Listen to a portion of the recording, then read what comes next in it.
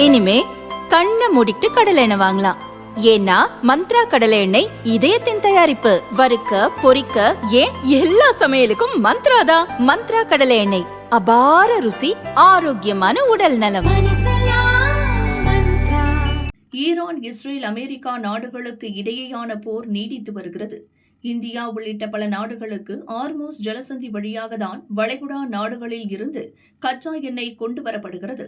போர் காரணமாக அந்த வழித்தடத்தை ஈரான் மூடியுள்ளது. இதனால் இந்தியாவில் கேஸ் சிலிண்டருக்கு தட்டுப்பாடு ஏற்பட்டுள்ளது. வீட்டு உபயோக சிலிண்டர்களுக்கு முன்னுரிமை அளிப்பதால் வணிக பயன்பாட்டுக்கான சிலிண்டர் கிடைக்காமல் ஓட்டல்கள் கடுமையாக பாதிக்கப்பட்டுள்ளன.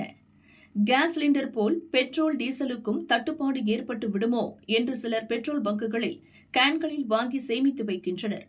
இதனால் அங்கு கூட்டம் நிரம்பி வழிகிறது. இதற்கிடையே எரிபொருள் விநியோகத்தில் எந்த தொய்வும் ஏற்படாமல் இருக்க பெட்ரோல் பங்க் உரிமையாளர்களுக்கு வழங்கப்பட்டு வந்த கடன் வரம்பை எண்ணெய் நிறுவனங்கள் உயர்த்தியுள்ளன.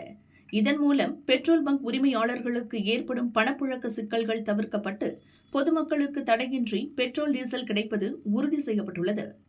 மத்திய கிழக்கு நாடுகளில் போர் பதற்றம் நிலவினாலும் இந்தியாவுக்கான கச்சா எண்ணெய் வரத்து பாதிக்கப்படவில்லை. தற்போது 41க்கும் மேற்பட்ட நாடுகளிடமிருந்து இந்தியா கச்சா எண்ணெய் வாங்குகிறது. அடுத்த 60 நாட்களுக்கு தேவையான கச்சா எண்ணெயை உள்நாட்டு எண்ணெய் நிறுவனங்கள் கையிருப்பு வைத்துள்ளன. இதனால் நாட்டில் எரிபொருள் விநியோகத்தில் பாதிப்பு ஏற்பட வாய்ப்பு இல்லை என்று மத்திய அரசு தெரிவித்துள்ளது.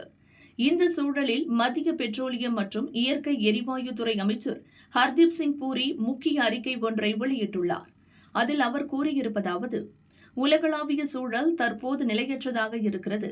இந்திய மக்களுக்கு தேவையான எரிபொருள், இதர அத்தியாவசிய பொருட்கள் எவ்வித தடையும் இன்றி கிடைப்பதை உறுதி செய்ய அனைத்து முன்னெச்சரிக்கை நடவடிக்கைகளையும் பிரதமர் மோடி தலைமையிலான அரசு எடுத்து வருகிறது.